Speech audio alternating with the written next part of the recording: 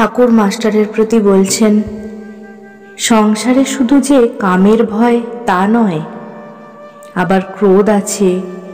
কামনার পথে কাঁটা পড়লেই ক্রোধ। মাস্টার বলছেন, আমার পাতের কাছে বেড়াল নুলো বাড়িয়ে মাছ নিতে আসে, আমি কিছু বলতে পারি না। ঠাকুর বলছেন, কেন? একবার মারলেই বা, তাতে দোষ কি? সংসারী ফোঁস করবে, বিষ ঢালা উচিত নয়। কাজে কারু অনিষ্ট যেন না করে, কিন্তু শত্রুদের হাত থেকে রক্ষা পাওয়ার জন্য ক্রোধের আকার দেখাতে হয়, না হলে শত্রুরা এসে অনিষ্ট করবে। ত্যাগীর ফোঁসের দরকার নাই। একজন ভক্ত বলছেন, মহাশয়, সংসারে তাঁকে পাওয়া বড়ই কঠিন দেখছি। কটা লোক ওরকম হতে পারে, কই দেখতে তো পাই না। ঠাকুর বলছেন, কেন হবে না? ও দেশে শুনেছি একজন ডেপুটি খুব লোক, প্রতাপ সিং, দান ধ্যান ঈশ্বরে ভক্তি অনেক গুণ আছে। আমাকে লোতে পাঠিয়েছিল। এই রকম লোক আছে বই কি। ঠাকুর বলছেন, সাধন বড় দরকার, তবে হবে না কেন?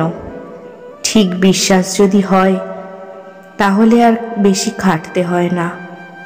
গুরুবাক্যে বিশ্বাস।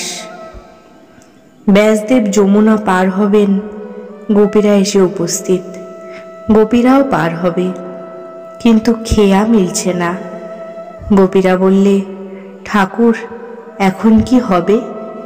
ব্যাসদেব বললেন, আচ্ছা তোদের পার করে দিচ্ছি, কিন্তু আমার বড় খিদে পেয়েছে, কিছু আছে?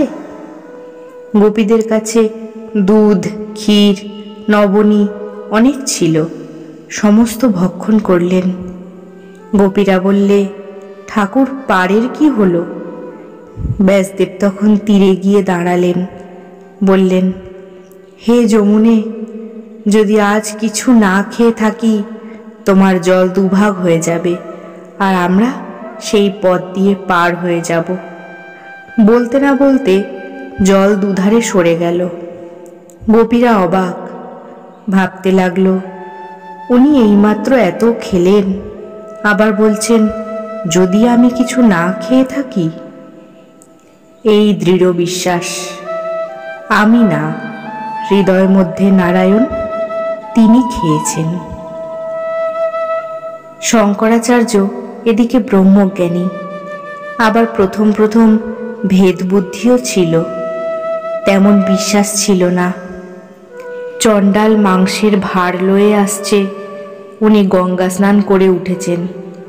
চণ্ডালের গায়ে গা লেগে গেছে, বলে উঠলেন, এই তুই আমায় ছুলি কেন?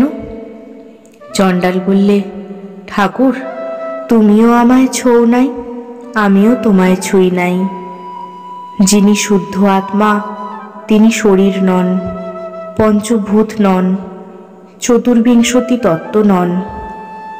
তখন শঙ্করের জ্ঞান হয়ে গেল।